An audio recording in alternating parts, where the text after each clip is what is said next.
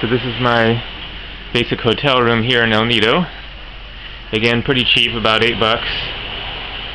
Bathroom down the hall in this case.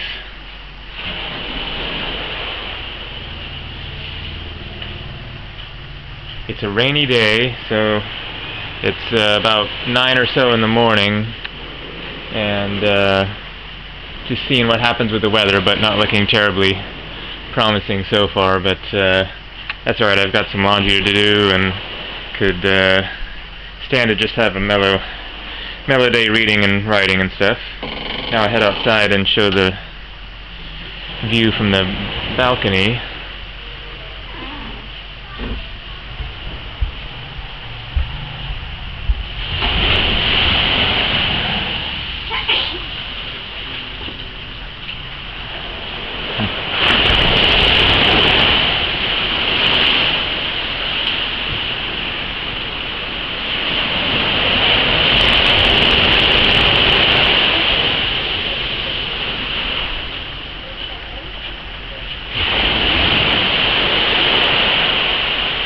On a sunny day, it would be a great spot for a swim.